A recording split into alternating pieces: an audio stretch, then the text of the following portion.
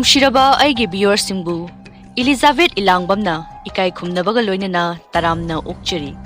Ngasisu mayamgidamakta nungairaba film ama puduna lakchari. Film masigi mamingna The Sen. Film masi 2015 gi 28 August da release tauki. Film masigi director na Isaac Dabib. Film masi da yauriba characters singi maming khara pallavada Marsha gi saktam da Nikki Lay, Kelly gi saktam da Brooke Butler, Mitz gi saktam da Mitchell Musso, Jonah gi saktam da Din Geyer, Ronnie gi saktam da Cynthia Murrell, Chanda gi saktam da Megan Holder, Beast Patrol Alex gi saktam da Jamin Kennedy, Bansi gi saktam da David Hector, Heather gi saktam da Italvia, Gilbert ki saktam da Cleo Berry. Film asi explain taujarakpada asoiba thengnavirabashu marupsingna ngakpiyu haina haijari. Explanation asi haujudringaida mayamda kanagadaba wafam khara thamjaramge. Madudi yamna kanna maming chakhalakliba yai lifestyle hairiba company asina puthokchaba yamna kanaraba health products singi maramda mayamda share khara taujaramge. Products sing adudi ahanbada ionic minerals haibasini. Masina BP, diabetes, asthma, chakhau sokpa, kidney sokpa, allergy sinus tauba, piles naba, sarugi anaba, khwang naba, singli nauri sontaba sing asibu fahanba ngami. Anisuba product asina perfect women care haibasini. Masina nupi oibisingi hakchangda anava laiba, haibadi period chang naidava amasung white discharge yamna chappa bu ngakthohalli. Hairiba hidak asina nupi oibisingi angang khawda apomba laiba amasung angang khawda pathalakpasingbu phahanba ngami. Ahum subagi product perfect glow hairiba asina miyoibagi skin bu naturally moisturize amasung hydration tawi. Aduga nushitpu sengdoktuna miyoibagi skin bu ngana thammi. Masina uring mahing haying mathi phali amasung sa khuibadagi ngakthoi. Marisuba product asina perfect active brain haibasini. Masina miyoibagi brain gi IQ level hengatlali amasung memory booster oiduna ningsingbagi chang hengatlali. Masina mental stress, hypertension, depression, emotional stress na chingba asidagi ngaktopangami. Aroiba mga suba product asina perfect plus haibasini. Masina miyoibagi imunbu kangkalhanduna lok laihau khanau naba ingtham chanba fahali. Liver sengdoi amasung tongan ba virus amasung bacteria singbu ngakthui. Miyoibagi sugar level BP jaundice control tawduna thami. Hairiba product asina miyoibagi testosterone amadi miyoibagi pangal hengathali.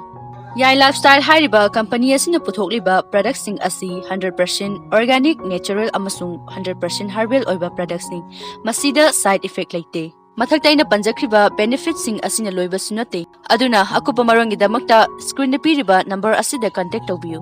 Masida online gi khuthangda home delivery gi khudong chaba su piri. Mayamna thintaba tawdana product asigi kanaba si lawminasi. Adudi mayam haujik film asi kari kamdawano haibado yengminarasi.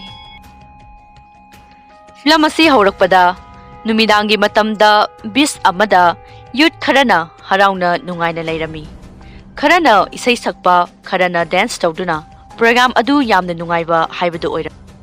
Jairak tuda bis adudagi yamna angakpa posak ama makhoina thingnaki. Makhoi mayamna yamna nokningba phawba posak ama oibana posak adu makhoina tugaiki. Adubu makhoina di khanglamde posak adugi manungda kari yauri haibadudi. Tanja aduda nupa amana game ama sanasi haiduna Makhoigi mobile phone sing adu bag amada khomlaga mafam amada thamduna makhoi harauna sanaki. Makhoi sing adu harauna sanabadagi wamanduna tumthanaki. Nonga labada makhoi haugatnarakhi. Marsha table da tumkhibani aduga mana haugatlakpada magi masada yamna hainadaba ama phaurami. Nungai mandabadagi mahak vomit tawki. Mahangna adumna tawbaduda makhoina khanki. Madudi ngarang lambida yamna sangna gari tonglakpadagi oiramba yai haina. Adubu tasingbadi mahakna phauribasi maduna ohenbadi nate. Nupi amana sum leplaga leiringaida uchek ama pairakhi. Aduga uchek aduna lengoi aduda karishu tawduna leibadu urami. Adubu angakpa mangongda uchek adu lengoi aduna singsinduna hatpadu uki. Madu ubada nupi adu yamna angakpa amadi akibasu poklami. Adumna tauringaida Marshana magi makhong adu lengoi aduda net ke tawbadu urabada nupi aduna Marshada lengoi aduda net na bahairami. Adubu mana tadabida Marsha lengoi aduda netlami. Mahak na hek net pada mahak khongkap ani suna thangba yaramde. Magi makhutna amuk makhong adu support tawnaba hotnabada makhut adusu lengoi aduda jingsilami. Magi matau adu urabada magi friends singna karamna Marshagi mating pangsigi haina khalami. Adumna tawbadu ubada Marsha yamna kibaga loinana laurami. Marshagi friends singsu kari tawgadabano haibadu kok ngaurami. Maramdi makhoi su lengoi aduda khong leibak tagadaba kirami. Adubu Marshagi friend amana urabada magi matau adu nungaitraduna kardagi hawgotlakhi. Magi friend singna mana Marshagi manakta changnaba tawbadu makhoina thinglami. Adubu mana hanna taramde.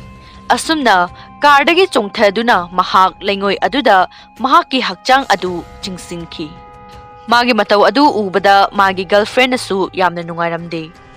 Nupa adugi skin adu lengoi aduna subsinduna I thoklami. Magi awaba matau adu ubada nungaitraduna magi marup amana car adu start tawrami. Adubu tanja aduda car adusu start hauramde. Madudagi nupa amana rope ama hulakhi. Adusu lengoi da tariba nupa adudi lengoi aduda chingsinkhibana rope adu aremba tarami. Nupa adugi friends sing adusu yengba natana karishu upai leramde. Makhoi mafam adudagi yamna athuba matamda thadoknaba hotnarami. Jona car start tawnaba hotnarami. Adubu car adu start hau haiba yaramde. Masigi matungda drum amada yamna noiba nupa ama masa mathanta lathokchaba ngamdabadagi yamna wana leibadu mayamna ubigani. Mahakna drum adudagi thoknaba hotnabadu ubada magi friends sing aduna tawdanaba hairami. Jonana su hairami. Karigumba mana lingduna lengoi da tarabadi mahak soidana sigani haina. Adubu anoiba nupa aduna di mangonda phagi tawrira haina hanglami. Mahak anabana henmanduna magi mitta kana amata udana drum adu lengba haurami. Maduda nupa amana hai makhoibu kanba pung anigi manungda laklagani waraganu haina. Adubu adugumba thaudok adu thoktabana kana amatana mateng pangba laklamde. Nupa amana hairami. Ngarang aikhoina harauna isai amadi dance tawbadadi karisu akiba tawdraga ngasina karigi tawribano haina. Kharana lengoina attack tawba ngamdribasina karigino haina hanglami. Maduda nupa amana makhoina lengoi adugi mathakta haibadi car da tongduna leibana lengoi aduna karisu tawba ngamdabani haina hairami. Tanja aduda anoiba nupa adu amuk anabaga loinana law khongba haurakhi. Mana haiki mahak adu nungshana yeibada yamna ware haina. Maduda magi friend amana sunscreen ama hulaktuna mahak tairami. Asumna mahak nungaiba haibadu oirami. Makhoina su numidangda thingnakhiba angakpa posak adu makhoina urami. Numidangda makhoina phajana udringaida makhoina thugaikhibani. Makhoina munna yengduna khalami madudi posak adu thugaibada manungda yauramba posak adu lengoi de sangduna makhoina amuk atai atopada attack tawrakpa oiramba yai haina. Masi khangbaga loinana nupi amana achapot ama hunduna test tawkhi. Maduda lengoi aduna chupsinkhibadu uwa phangi. Madudagi khangki madudi strange object aduda yauramba creatures adu lengoi aduda changkhre haibasi. Masigi matungda Jona skateboard ki matingna table adugi manakta chatlami. Mana asuna lakpada table aduda kage tawbada magi makhong adu slip chatpadagi mahak lengoi da tagi tawrami. Adubu mana tadanaba hotnabadagi mahak lengoi da taramde. Adubu creatures sing aduna magi hakchangda attack tawnaba hotnarami. Jonana kanna hotnaduna table aduda kaba ngamki. Mana bag ama table aduda thingnakhi. Mana bag adudagi laphoi ama lauphoklaga chakhi.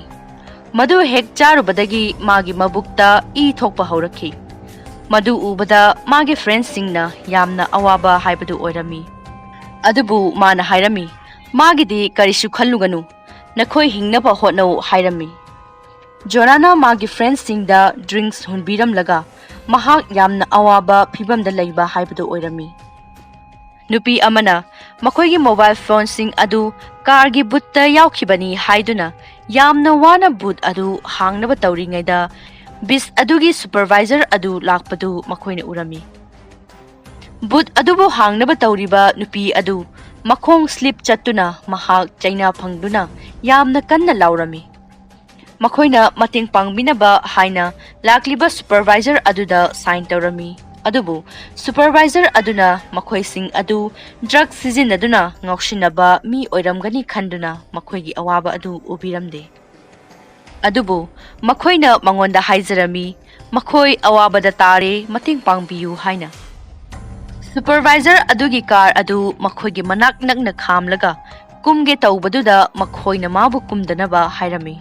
Adubu mana hanna tadana mahak kumki. Supervisor aduna lengoi aduda chatpa matamdadi karisu tawdabadu ubada makhoi yamna ngaklami. Supervisor aduna jonagi nakta changsilaktuna magi mabuki asokpadu ubada yamna angakpa phawrami. Aduga anoiba nupa aduna drum amada chaptuna leibaduda changsilaktuna lauthoknaba tawbaduda anoiba nupa adugi arumbana hemanduna mathanda lauthokpa ngamdrabada mahakna haiki. Magi team athuba matamda laklagani aduna karishu nusa thiningai leite haina. Aigi team sing adu laklaga nakhoibu rescue tawragani. Adubu karino nakhoina tawramlise haina angakpa phongdoklami. Masi hairaba matung supervisor adu car gi butta chaptuna leiriba nupi adugi nakta laklami. Adubu mana mating panglamde. Madu ubada nupa amana supervisor da laukhi. Maduda supervisor aduna mangonda misbehaving tawriba karigino hairami. Adubu supervisor aduna laurokliba nupi adugi nakta khara naklaga hangki. Kari problem no noina mayok na dise haina. Maduda nupi aduna supervisor aduda haiki. Aikhoina thengnariba awabase amata udrabara haina. Makhoi lengoi aduda khong leibak taba yadre aduga makhoi gi friend anisu lengoina subsin khre hairami. Maduda supervisor aduna thazajaduna haiki. Adugumba game aduda mabu yahonganu haina. Makhoina haibadu karigumba chumlabadi manadi karigi lengoi aduda chatpayaribano haina so hanglami. Aduga supervisor aduna makhoibu athubada kumtharaknaba hairami. Adubu makhoina kumtharamde maramdi makhoina kumtharabadi makhoi sigani haibadu khanglami. Supervisor aduna magi nongmai adu lokphoktuna makhoida kihange tawbada soibadagi magi ki adu lengoida taki. Adubu nupi aduna supervisor aduda magi ki adu lawdana bahairami. Adubu supervisor aduna hanna tadana mahaki ki adu lawna bahotnabada magi makhut adu lengoi aduda phajinduna laiki. Maduda supervisor aduna magi pepper spray sizinaduna magi makhut adu lokphoknaba tawki. Adubu mana tawribadu arembata aduna magi makhut adu lengoi aduna charaktuna magi makhut adu tangkhai taki. Supervisor adu chaina phangladuna kanna laukholaki. Madu ubada jonage friend adusu laukholaki. Nupi aduna pepper spray adu kanaba yai khanki. Aduga supervisor adudi lengoi aduda adumuk chingsinki. Makhoi wa khanarami nupa aduna hai. Supervisor na ahanbada mahak karisu tawramde. Madu magi khonguki mating na oiramba yai. Aduna ikhoisu towel sing khongda yetuna yengsi hairami. Asumna magi friend da towel hulaknaba hairami.